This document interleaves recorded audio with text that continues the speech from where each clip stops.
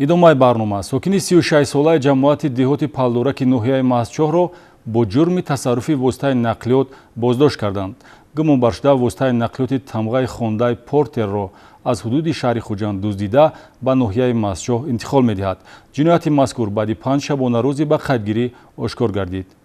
бори каҷ ба манзил намерасад. воқеияти ин мақоли маъмулӣ дар ҳодисаи ҷиноятие таҷассум ёфтааст, ки содиркунандааш баъди тасарруфи воситаи нақлиёт ба мақсад нарасида дастгир шуд. кормандони шӯъбаи вазорати корҳои дохилӣ дар ноҳияи Мастчоҳ дар натиҷаи санҷиши ахбороти оперативӣ ва коркарди он парда аз рӯи ҷинояти ғайривозеҳи қасддона тасарруфи воситаи нақлиёт бардошта дар баробари боздошти гумонбаршуда Раимқулов Абдуваҳоб Раимович, соли таваллудаш 1985, истиқоматкунандаи ҷамоати деҳоти палдораки ноҳияи Мастчоҳ, далели шайъӣ автомошинаи тамғаи хондаи портерро беосе ва дар ҳолати аввалааш дарёфт намуданд.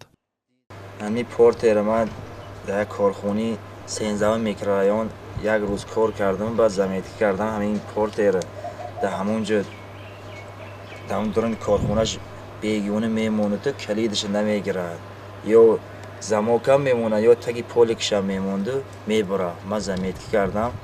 ҷинояти мазкур санаи 9 июн дар шаҳри Хуҷанд содир шудааст. соҳибкори инфиродӣ Амирхон Зиёдуллоев, сокини 35 солаи шаҳри Хуҷанд, оиди аз ҷониби шахсони номаълум ғайриқонунӣ ҳай карда бурдани нақлиёти боркаши тамғаи хондаи портер дар ҳудуди маҳаллаи 13 шаҳри Хуҷанд ба мақомоти милитсия муроҷиат намуда буд. мушоҳидаи тағйироти молиявии шахси пешсудшудаи таҳти назорат буда Абдуваҳоб Раимқулов аз ҷониби кормандони оперативии шӯъбаи вазорати корҳои дохилӣ дар ноҳияи Мастчоҳ ва санҷиши сарчашмаи даромади ӯ ҷинояти мазкурро баъди 5 шабонарӯзӣ ба қайдгирӣ ошкор намуд.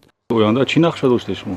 ё гуфтам мебиём дигар номер ё ягон документ рост карда ҳамин мачо дохили мачо кораш фармид, ё гуфтам ягон клиент бирод запчаст борин мефурӯшимаш. ман хеле ният кардам. таври тафтишоти пешакӣ иттилоъ медиҳад, гумонбаршуда Раимқулов қаблан барои дуздӣ суд шудааст. дида ва дониста такроран пой ниҳодан ба пайроҳаи ҷиноят хусусияти қасддона дошта, айни ҳол аз рӯи ҳодиса бо моддаи 252 кодекси ҷиноятӣ парвандаи ҷиноятӣ оғоз ва нисбати Раимқулов чораи пешгирӣ дар намуди ҳабс татбиқ шудааст.